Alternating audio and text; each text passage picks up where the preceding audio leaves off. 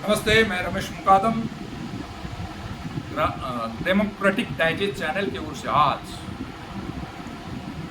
विशेष अधिवेशन संसद में जो शुरू है उसमें 131वीं घटना दुरुस्ती यानी संसद में एक घटना दुरुस्ती का बिल पारित करने का भारतीय जनता पार्टी का मंशा, विरोधी पक्ष के नेता राहुल गांधी अपने जोर तोड़ से विरोध करके जो बिल लाया था संसद में, उस बिल को नाकाम करने में विपक्ष सक्षम हो गए। और इसीलिए विपक्ष के राहुल गांधी, खड़गे जी और तमाम विपक्ष के नेता को हम बधाई देते हैं कि महिला का विकास करने के हेतु महिला बिल के नाम से विशेष सत्र भारतीय जनता पार्टी ने लाया था।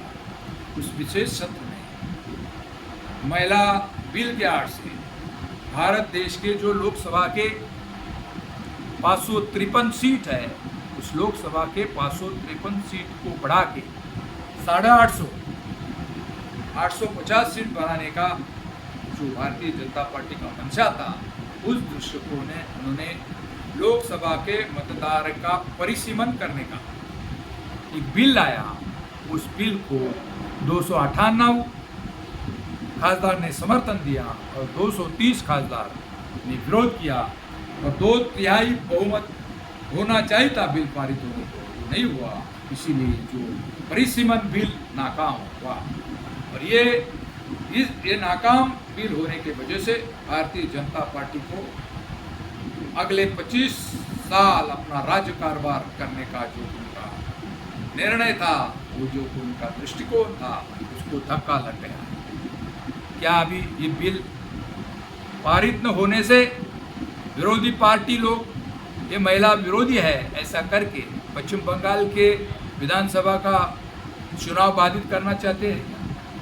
पश्चिम बंगाल के वोटर्स को अपने तरफ खींचना चाहते क्या? चंद दिनों में इसमें समझ में आएगा।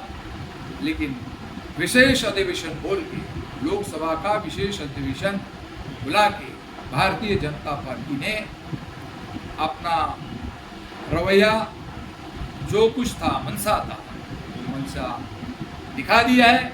और इसीलिए मोदी सरकार अभी गहरे संकट में आए कि मोदी सरकार को लगा था कि विपक्ष अपने पासे में आएगा और ये बिल मंजूर हो जाएगा, 131वां घटना दुरुस्ती मंजूर होएगी और अगले चुनाव में 2029 के चुनाव में अपना ही सत्ता आएगा।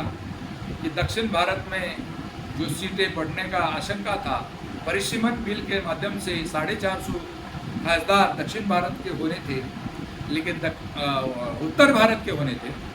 450 खासदार उत्तर भारत में होने चाहिए थे, लेकिन दक्षिण भारत को ये रवैया ठीक नहीं लगा। वो सामाजिक विषमता था, ये राज्य राज्य में भेद करने का था और दक्षिण भारत विरुद्ध उत्तर भारत ऐसा लड़ाई था, विषमता था।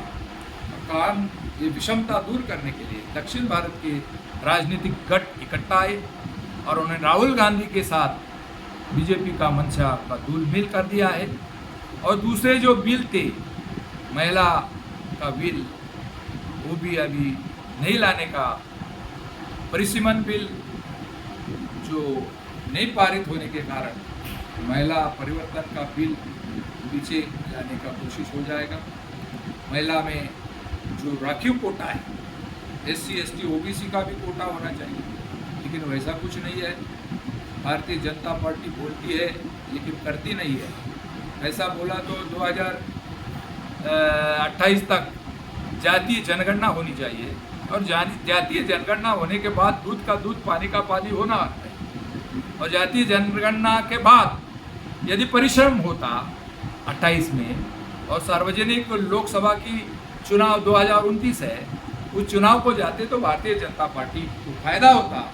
लेकिन भारतीय जनता पार्टी ने ये कदम उठा के अपने पैर पर कुल्हाड़ी मारी है और अपने अस्तित्व भी नष्ट हो सकता है।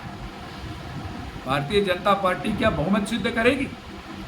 जो भारतीय जनता पार्टी अपने पास 240 सीटें रखती है और दक्षिण भारत के जो चंद्रबाबू नायडू है उनकी 18 खासदार के बदौलत जो अपना टेकू का सरकार है वो ये निर्णय लेके अभी चंद्रबाबू नायडू यदि उनका समर्थन वापस लेते हैं तो मोदी सरकार जाना तय। वैसा यार क्या निर्णय मोदी सरकार को महिला का फायदा करना ये धोरण था या आखाती युद्ध चालू है? इसमें ईरान अमेरिका के युद्ध में भारत के तेल की किल्लत आ रही है, महंगाई बहुत है, कारखाने बंद हो रहे हैं, भारतीय जनता पार्टी विदेश नीति फेल है और ये इससे नज़र हटाने के लिए क्या ये विशेष सत्र बुलाया? क्या इसमें राजनीति हुई? इसके बारे में आपका क्या ख्याल है? कमेंट्स करो और मेरा वीडियो पसंद आया तो लाइक करो, सब्सक्राइब करो, फॉरवर्ड करो। जय हिंद, जय महाराष्ट्र, जय भारत।